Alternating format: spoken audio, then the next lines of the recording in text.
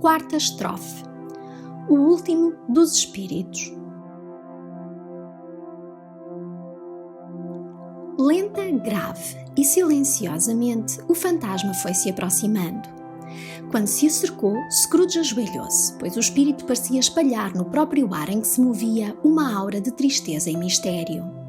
Vinha amortalhado numa pesada veste negra que lhe ocultava a cabeça, a face, o corpo, deixando-lhe apenas visível uma mão estendida. Não fora isso, seria difícil distingui-lo da noite, isolá-lo das trevas que o envolviam. Quando se aproximou, Scrooge reparou que era alto e de porte majestoso e que a sua misteriosa presença o enchia de um solene pavor. Não descobriu mais nada, pois o espírito manteve-se calado e imóvel. Estou na presença do fantasma dos natais futuros, indagou Scrooge. O espírito não respondeu, mas apontou com a mão para diante. Vais mostrar-me imagens das coisas que ainda não aconteceram, mas que hão de acontecer no futuro, prosseguiu Scrooge. É isso, espírito. A parte superior das vestes contraiu-se por um instante por entre as dobras, como se o espírito tivesse inclinado a cabeça. Foi a única resposta que obteve. Embora por essa altura Scrooge já estivesse bastante habituado à companhia de fantasmas, sentiu-se tão amedrontado diante do silencioso vulto que as pernas lhe tremiam e viu que mal se aguentava de pé quando se preparou para ir no seu encalço. O espírito parou um momento, como que ciente do seu estado e a dar-lhe tempo para se recompor. Mas, com isso, Scrooge ainda se sentiu pior. Saber que por detrás da escura mortalha uns olhos espectrais o fitavam atentamente fê-lo estremecer com um vago e indescritível temor, dado que por mais que se esforçasse, apenas distinguia uma mão etérea e uma enorme mancha negra. Fantasma do futuro, exclamou então, temo-te mais do que a qualquer dos espectros que já vi. Mas como sei que o teu propósito é fazer-me bem e como espero viver para me tornar um homem diferente do que fui, estou pronto para suportar a tua companhia e fazê-lo de coração reconhecido. Não vais falar comigo? O fantasma não lhe deu resposta. A mão estava apontada para a frente de ambos. Conduz-me, disse Scrooge. Conduz-me. A noite passa depressa e para mim o tempo é precioso. Bem sei. Conduz-me, espírito. O fantasma afastou-se tal como se aproximara. Scrooge seguiu-o na sombra das vestes que, pensava ele, o segurava e o transportava. Não se pode dizer que tenham entrado na cidade, pois foi como se esta de repente surgisse à sua volta, envolvendo-os. Mas lá estavam eles, mesmo no centro, na bolsa, entre os comerciantes que seguiam apressadamente rua acima e rua abaixo, a tilintar o dinheiro nos bolsos, a conversar em grupos, a olhar para o relógio, a brincar distraidamente com os seus enormes sinetes dourados, etc., etc., como Scrooge tantas vezes os vira. O espírito parou junto de um pequeno grupo de homens de negócios. Reparando que a mão estava apontada para eles, Scrooge avançou para ouvir a conversa. Não, dizia um enorme gordalhufo com um queixo avantajado. Eu também não sei grande coisa, só sei que ele morreu. E quando é que morreu? Perguntou o outro.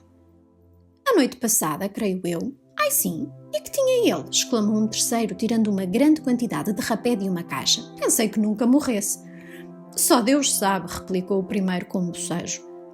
Que fez ele ao dinheiro? Indagou um indivíduo de rosto corado e uma excrescência pendente na ponta do nariz que abanava como um monco de um peru. Não sei de nada, respondeu o do queixo avantajado com um novo bocejo. Deixou-o à firma, talvez. A mim é que não deixou. Isso sei eu. O remoque foi acolhido com uma gargalhada geral. O mais certo é ter um funeral muito barato, prosseguiu o mesmo. Pois cá para mim, não conheço ninguém que queira assistir. E se nos juntássemos para irmos lá fazer número? Não me importo de ir se me derem almoço, declarou o cavalheiro da excrescência nasal. Mas para eu ir têm de me dar de comer. Nova gargalhada. Bom, afinal de contas eu sou de vocês o mais desinteressado, retarquiu o primeiro que falara. Porque nunca uso luvas pretas e nunca almoço, mas ofereço-me para ir se mais alguém for. Pensando bem, não sei se não teria sido mesmo o maior amigo dele, pois sempre que nos encontrávamos era hábito conversarmos. Adeusinho. Falantes e ouvintes afastaram-se então, misturando-se com outros grupos. Scrooge conhecia-os e olhou para o espírito como que a pedir-lhe uma explicação. O fantasma enfiou por uma rua e indicou-lhe com o dedo apontado duas pessoas que se encontravam. Scrooge tornou a escutar, pensando que a explicação estaria ali. Também os conhecia perfeitamente, eram homens de negócios, muito ricos e de grande importância. Sempre fizera questão de gozar da sua estima, numa perspectiva comercial, bem entendido, unicamente nessa perspectiva. Como está? Perguntou um. Como tem passado? Volveu o outro. Bem, respondeu o primeiro. O velho forreta lá se finou, hein? Também ouvi dizer, retorquiu o segundo. Está frio, não está? Próprio da época do Natal. Não costuma patinar, pois não? Não, tenho mais em que pensar. Bom dia. Nem mais uma palavra. Assim fora o seu encontro, a sua conversa e a sua despedida. De início, Scrooge admirou-se com o facto de o espírito dar importância a conversas aparentemente tão banais, mas convencido de que ocultariam qualquer propósito, decidiu-se a descobrir qual seria ele. Dificilmente estariam relacionadas com a morte do seu velho sócio Jacob, pois isso pertencia ao passado e a jurisdição deste fantasma era o futuro. Nem conseguia lembrar-se de alguém intimamente relacionado consigo e a quem pudessem referir-se. Mas sem duvidar que elas, fosse a quem fosse que se referissem, encerravam uma moral latente que poderia beneficiá-lo, resolveu reter na mente todas as palavras que escutou e tudo o que viu. E sobretudo observar a sua própria imagem quando ela aparecesse. É que ele tinha a secreta esperança que a conduta do seu eu futuro lhe daria a pista que faltava, solucionando assim facilmente aqueles enigmas. Olhou em redor naquele mesmo lugar à procura da sua própria imagem, mas era outro homem que se encontrava no seu canto habitual. E embora o relógio marcasse uma hora em que normalmente lá estaria, não viu ninguém parecido com ele entre a multidão que passava debaixo do pórtico. Não ficou, porém, muito surpreendido com isso, pois já decidira mudar de vida e julgou, portanto, ver assim concretizadas as suas resoluções recém-tomadas. Silencioso e sombrio, permanecia a seu lado o fantasma com a mão estendida. Quando despertou da sua pensativa demanda, pareceu-lhe pelo gesto da mão e a forma como apontava para ele que os olhos invisíveis estavam a fitá-lo diretamente, o que o fez estremecer e sentir-se gelado. Deixaram a cena movimentada e dirigiram-se para uma zona obscura da cidade, na qual Scrooge nunca entrara, embora soubesse onde ficava e conhecesse a sua má fama. As ruas eram sujas e estreitas, as lojas e as casas miseráveis. As pessoas andavam seminuas, embriagadas, andrajosas, feias.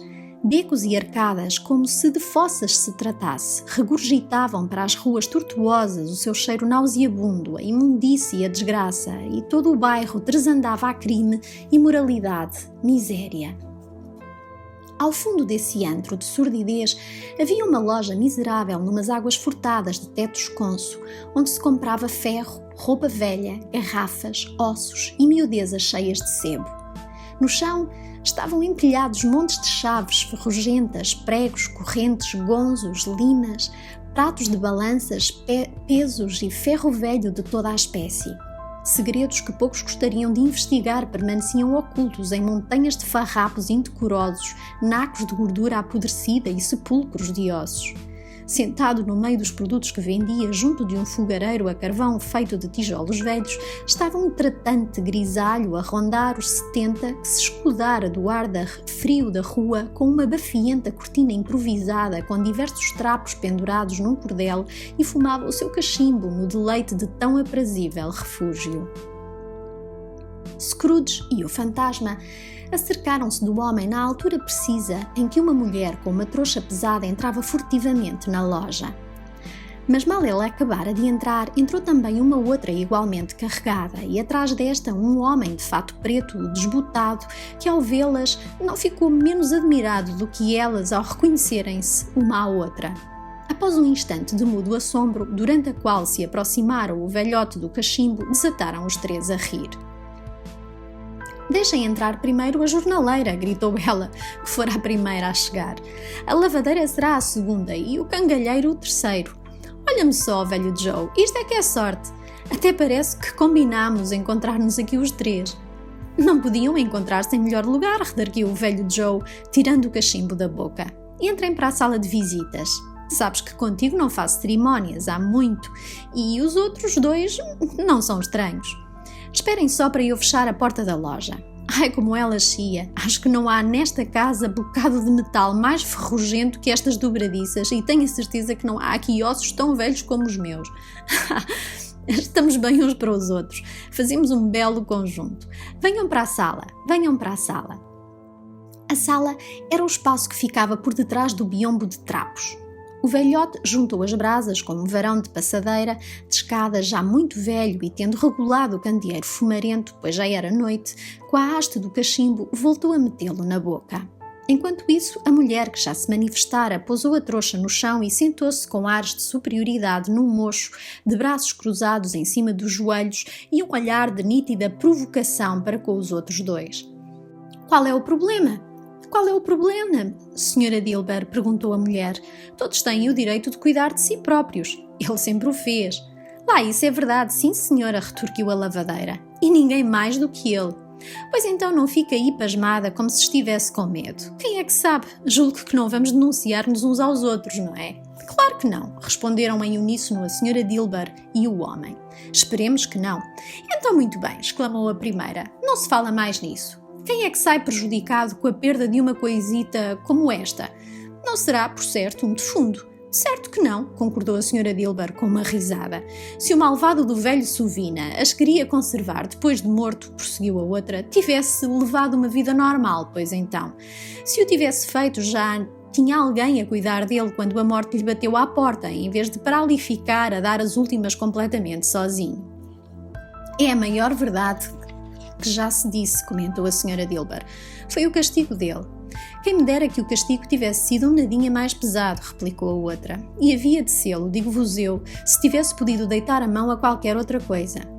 Abre essa trouxa, Joe, e diz-me quanto ela vale, com toda a franqueza.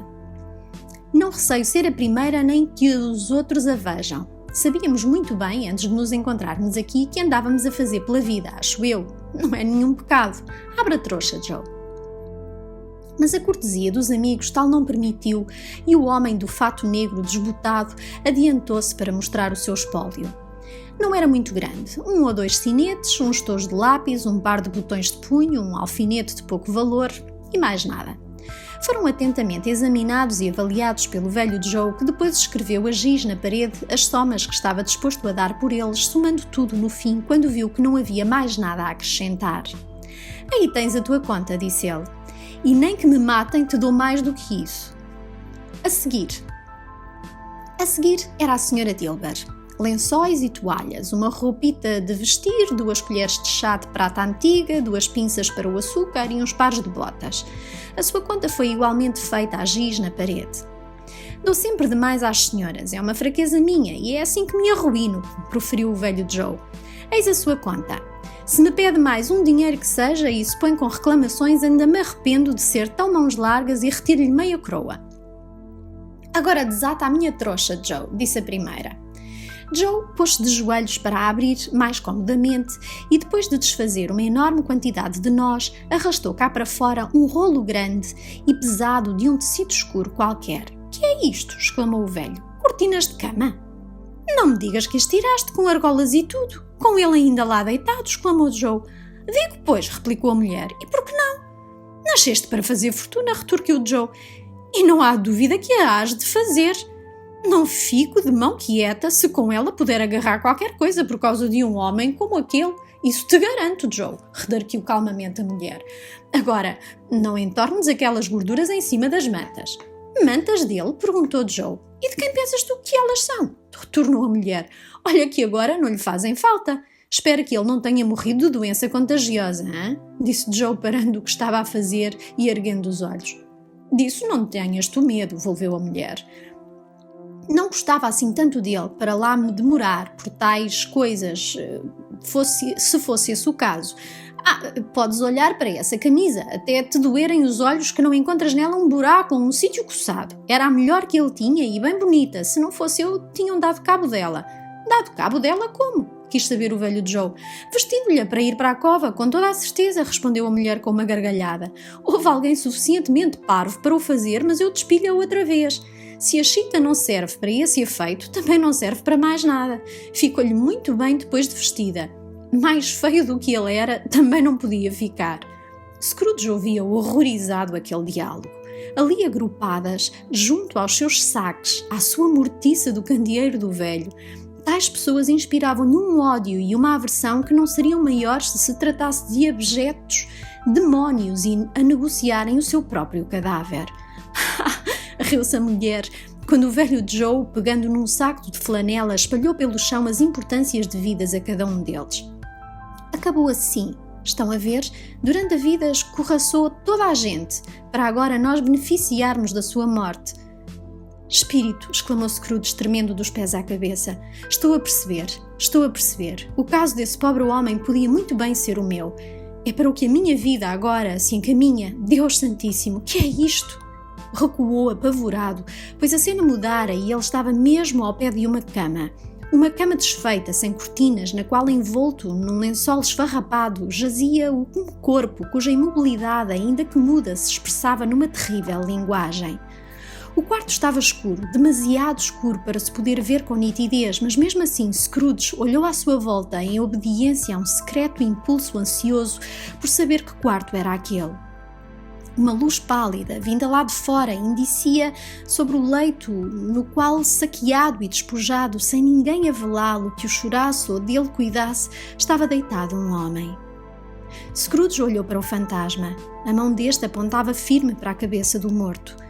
O lençol estava tão mal posto a cobri-lo que o mais leve puxão, o movimento de um dedo por parte de Scrooge, bastaria para lhe descobrir o rosto.